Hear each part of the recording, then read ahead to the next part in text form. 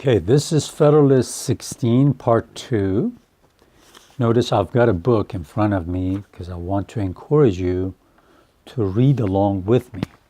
If you have not read the Federalist Papers or are not concurrently reading it with my reading of it, it would be difficult for you to understand it if it's the first time you're doing this, if it is the first time you're reading it. So we're going to continue with Federalist number 16. This is part 2. In the first part, I encouraged you to make sure that you watch this before reading the Federalist Papers, or if you've started reading it, make sure you watch this. If you're excuse me, if you're an immigrant to the United States or live outside and don't know much about American history, this will be a good start. This is a 6-hour series prepared by PBS. It talks about the American Revolution, and towards the end it talks about what led to them going to the Philadelphia in 1787 and writing the American Constitution. So make sure you watch this. Okay. This is going to be paragraph 2 of Federalist 16. The exceptionable principle may as truly as emphatically be styled the parent of anarchy. It has been seen that delinquencies in the members of the Union are its natural and necessary offspring, and that whenever they happen, the only constitutional remedy is force, and the immediate effect of the use of it, civil war. Delinquency means being late to send money, being late to comply with the federal government. And like we said in first paragraph, he doesn't want the state governments to block the laws that federal government passes, because it says that will lead to civil war. He wants the laws of the federal government to apply directly to you as a citizen of the United States. It remains to inquire how far so odious an engine of government in its application to us would even be capable of answering its end. If there should not be a large army constantly at the disposal of the national government, it would either not be able to employ force at all, or when it could be done, it would amount to a war between different parts of the Confederacy concerning the infractions of a league in which the strongest combination would be most likely to prevail, whether it consisted of those who supported or those who resisted the general authority. General authority means the authority of the national or federal government. It would rarely happen that the delinquency to be redressed would be confined to a single member, means a single state.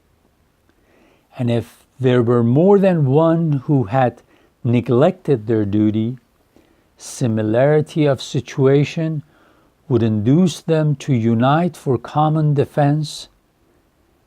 Independent of this motive of sympathy, if a large and influential state should happen to be the aggressing member, it would commonly have weight enough with its neighbors to win over some of them as associates to its cause.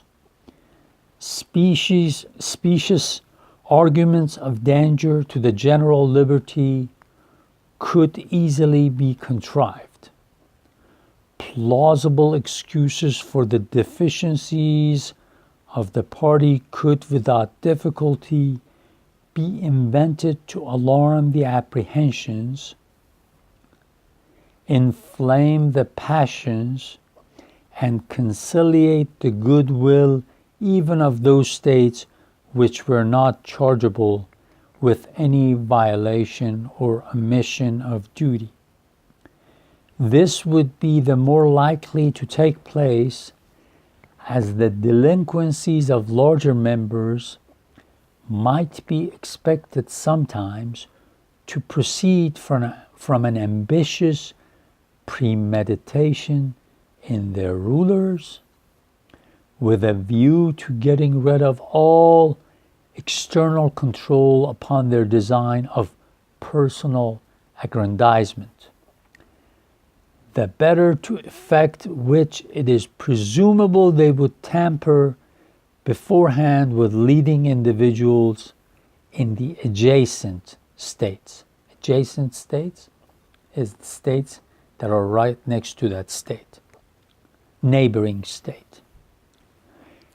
If associates could not be found at home, recourse would be had to the aid of foreign powers, who would seldom be disinclined to encouraging the dissensions of a confederacy from the firm union of which they had so much to fear. And when the sword is drawn, when the sword is once drawn, the passions of men observe no bounds of moderation. The suggestions of wounded pride, the instigations of irritated resentment would be apt to carry the state against which the arms of the Union were exerted to any extremes necessary to avenge the affront or to avoid the disgrace of submission. The first war of this kind would probably terminate in a dissolution of the Union. So again, he is saying that because there are ambitious men in every state that want to be powerful enough in the state, want to hang on to the power they have, to the money they make, they will try to block this union any way they can. And it will eventually get to a point that they might even invite foreign powers to come to their help. And we know that foreign powers gladly will do that because they want to keep us disunited and weak.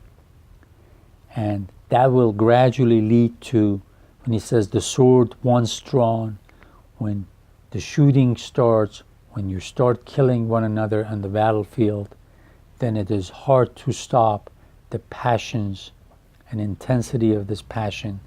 And this will go on, and we will have a civil war, destruction, mayhem, killing, something that will not benefit anybody,